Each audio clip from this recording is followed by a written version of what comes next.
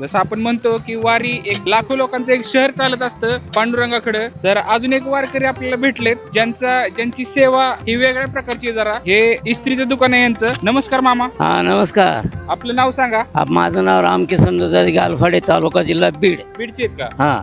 बरं. आज मी 40 वर्षापासून फक्त ही वारकऱ्याची एवढीच मी सेवा करतो. ह्याच्या पलीकडे मी काय देवाला मागत नाही ना गिरायकाला मागत. जे होतंय तेवढं मी करतो. बरं. 40 वर्ष झालं तुम्ही वारीला येत आहे आणि 40 वर्ष चालत येत आहे. काही इस्त्रीच करताय? नाही आतापर्यंत मी 35 पैशांची चहा विकला. चहा विकला बरं. त्यावेळेसपासून.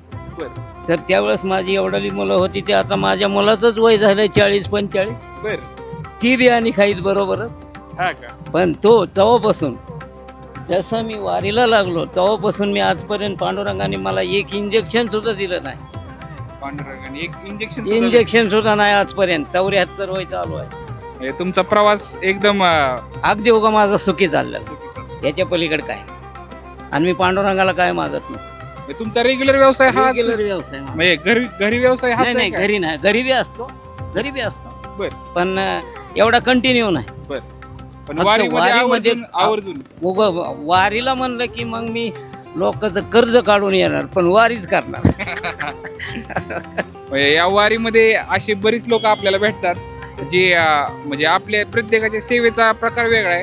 तर मामाचं नाव काय म्हटले? माझं नाव रामकिसन दुधारी, गालफाडे. गालफाडे मामा इस्त्री करतात आणि ह्याचे पैसे किती घेता तुम्ही लोकांकडून?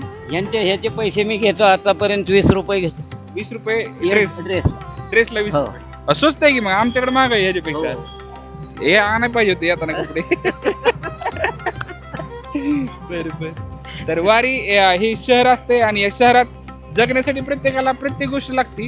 तर वारकऱ्यांची सेवा म्हणून आपण करतो आजपर्यंत एवढ्या वर्षामध्ये. तुम्ही चालता का ह्यांच्या बरोबर? नाही ह्यांच्या बरोबरच असतो. ह्यांच्या बरोबरच असतो वाकरीपर्यंत.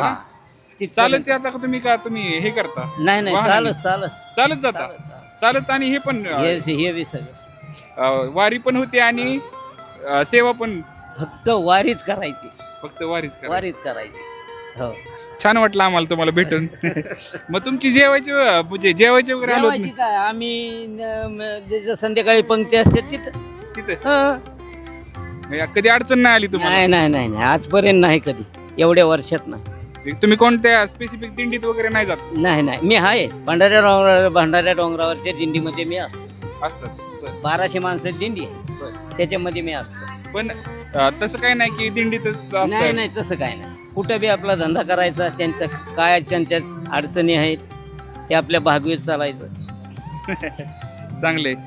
खूप एक वेगळं व्यक्तिमत्व आपल्याला आज बघायला भेटलंय. आणि तुम्हाला मी सांगतो, जर पंढरपूरमध्ये जर कुणाचं काही पिशवी मारली, काही चोरी झाली, ते जर पंढरपूर चंद्रभागेमध्ये जर त्याला मनाला त्याच्या दुःख वाटलं तर मग तो कुठला बी असो त्याला मी गाडी खर्च देणार आणि जातो.